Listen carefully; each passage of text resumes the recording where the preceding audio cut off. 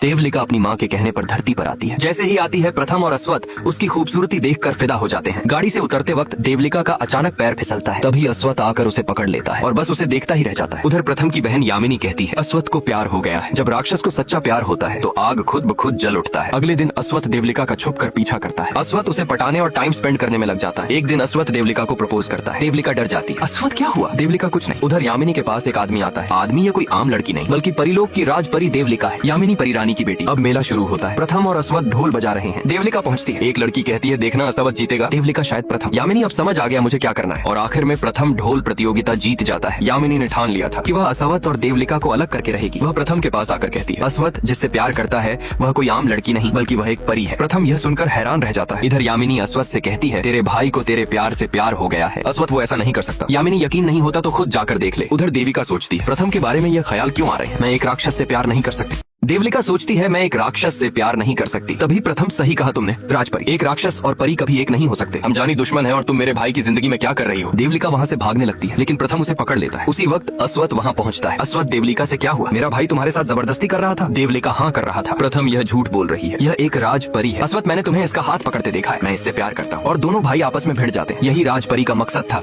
उन्हें लड़वाकर उनके पिता का तप तोड़ना जो 80 अस्त्र के लिए कर रहे थे। अश्वत्थ और प्रथम की लड़ाई से उनके पिता का तप टूट जाता है और राजपरी अपने असली रूप में आकर चली जाती है। बालका बोला एक परी ने मेरे बेटों के प्यार और विश्वास को तोड़ दिया जो मेरी ताकत थी, आज मेरी सबसे बड़ी कमजोरी बन गई। उधर प्रथम की बहन बाबा का तप टूट गया और उन्हें शक्तिशाली 80 अस्त्र भी नहीं मिला। अब हम राक्षस ही रहेंगे और इंसानों को खाते रहेंगे। इधर प्रथम एक परी ने हमें लड़वा दिया, बाबा का तप भी टूट गया। अब मैं उसे नहीं छोड़ूंगा, ऐसा बदला लूंगा कि पूरा परिलोक कांप उठेगा। उधर परिलोक में राजपरी और राजकुमार की शादी हो रही थी। देवलिका को बार बार प्रथम दिख रहा था क्योंकि उसे उससे प्यार हो गया था। शादी पूरी हुई। देवलिका बोली मैं बालका का तप तोड़ने गई थी पर दो भाइयों में झगड़ा करवा दिया। अब देवलिका जैसे ही सोकर उठती है तो प्रथम को अपने साथ बेड पर देखकर चौंक जाती है। प्रथम बोला क्या लगा, सपना देख रही हो? नहीं, यह सब हकीकत है। पहले भेष बदलकर शादी फिर सुहागरात। देवलिका डर जाती है। उधर असली दूल्हा तो पहले ही बंधा पड़ा था। प्रथम देवलिका से हमारे बाबा जो कर रहे थे वह राक्षसों की मदद के लिए था, लेकिन तुम परियों को हमारी खुशियाँ देखी नहीं जाती, हमेशा हमारा हक छीनने आ जाती हो। देवलिका मैंने जो किया वो गलत था और तुमने जो किया वो पाप है। मैंने सिर्फ अपना कर्तव्य निभाया और तुमने मुझे धोखे से इस्तेमाल किया। फिर देवलिका प्रथम को चाकू मार देती है और कहती है यह मुझे छूने के लिए। मुझे पता है तुम नहीं मरोगे क्योंकि राक्षस कभी नहीं मरते, इसलिए मैं तुम्हें धरती के नीचे दफना दूंगी। मेरा श्राप है जहाँ तुम्हारा खून गिरेगा